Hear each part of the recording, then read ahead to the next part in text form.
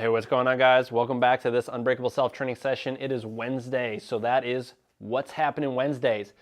What we're going to be speaking on today, and this is what I love to do on Wednesdays, is take all of the questions that you guys have from the community and answer them.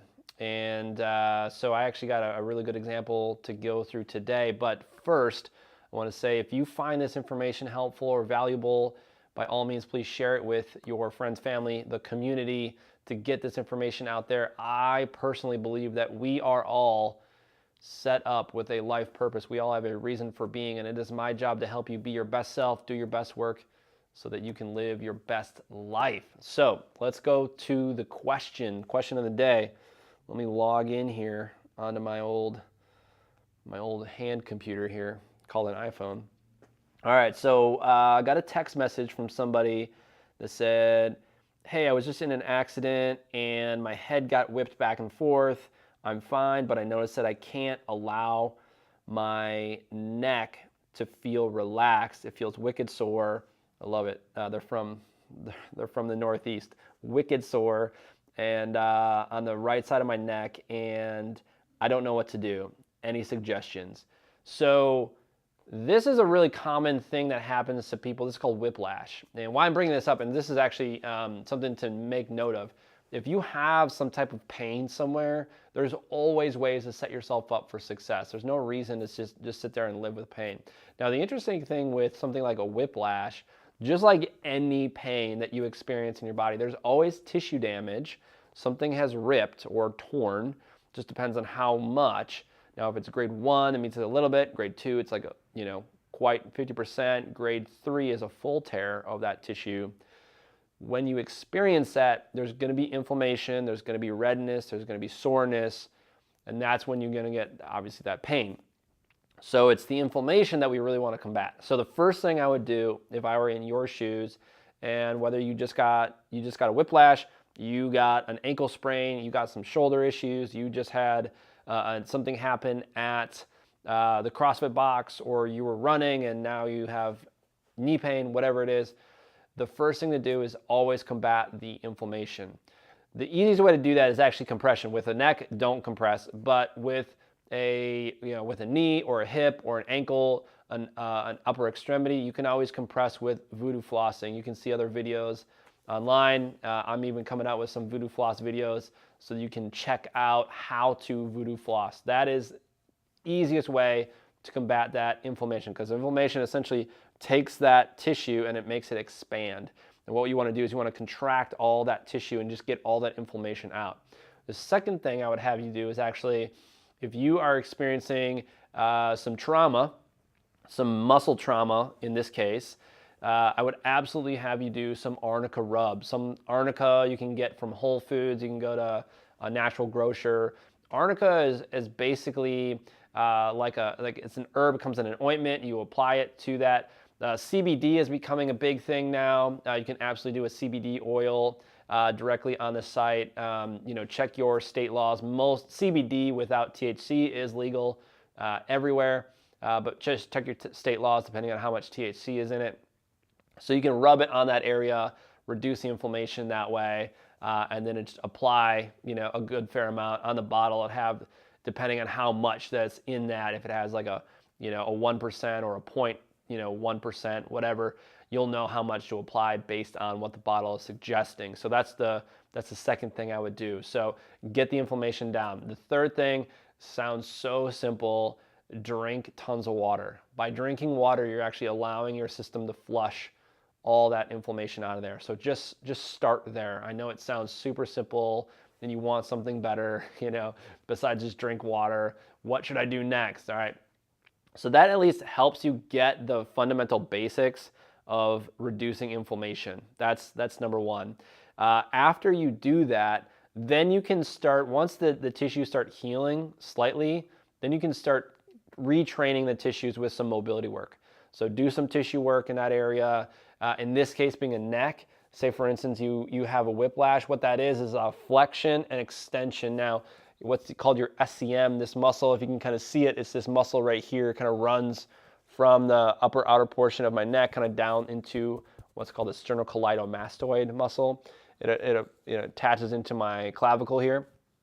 So this muscle is simultaneously a flexor and an extensor. So that's why whiplash is so common, so easy. If you fall down, if you're in an accident, whatever, you're snowboarding, you're automobile accident, whatever it is. What you can do is just by actually applying a little bit of pressure here, and this is just specifically for the neck because that's what we're working on. The key is that you're going to mobilize some tissue. So go into the upper outer portions of the muscle belly. If you have some tension in the middle, actually don't go to that part. Go above it and below it. And by going above and below, if it's your bicep and you have some bicep pain in here, go above it or below it. And by doing that, let's say there's some tension here or some pain rather, well, there's tissue tearing in that spot. We don't want to actually add to more tissue tearing. We want to go below it or we want to go above it. Then you would go through range of motion. In this case, you would just go from here and you would just look away. So right, I'm literally just pinning that muscle down where it attaches in that little spot right here. I'm just applying pressure here. I'm going to look up, I'm going to look away. I'm going to look up, I'm going to look away, right? So up and out, down and back, right? So I'm just moving through range of motion that way. You can do the same thing when you're up here. Just get up right in that mastoid muscle or mastoid bone, which is like right underneath, kind of right behind your earlobe. Same idea, looking up and down, right? So that's specifically when you're working on your SCM muscle. Now, if I was working my bicep, same concept. I'd be flexing and extending, flexing and extending. I would just apply pressure into that area. Typically with this spot, I would use a lacrosse ball or a golf ball, something to apply pressure in that area and then moving through range of motion. After that, then I want to restabilize it.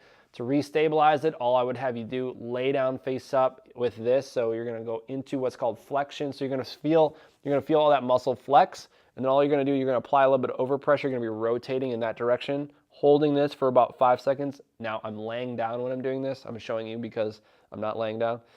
You're holding this. I'm rotating my head into my own hand, holding this for 5 seconds and then relaxing. And I'm rotating again, holding this for 5 seconds and then relaxing. So that is the start. So you've done a little bit of mobility work, you've done a little bit of stability work, and now you can actually just allow the muscles and tissues to re-engage and just reset, remodel, and heal. It's going to take about a week maybe for pain, something like that, to go away. Any tissue, doesn't matter what it is, it's going to take 6 to 8 weeks to heal. That's why 6 to 8 weeks is always the big thing. Now, you can do some fancy stuff like stem cell therapy and all that stuff, but you probably don't need that in this case. You just need to allow for some time while you do those. I would do those exercises every day.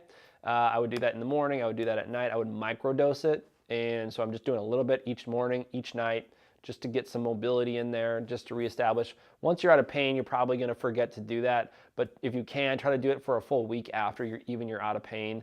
Whatever muscle you're working on, maybe it's your pec, maybe it's your back, maybe it's your knee, whatever. Work on that tissue for at least a week after even the pain is gone, just to kind of make sure everything is there. And then you can resume going back to whatever you were doing. So to review, we've gotten rid of some inflammation. We've rubbed some arnica on there. We've compressed it. Maybe don't compress the neck. Compress the shoulders, the upper extremity.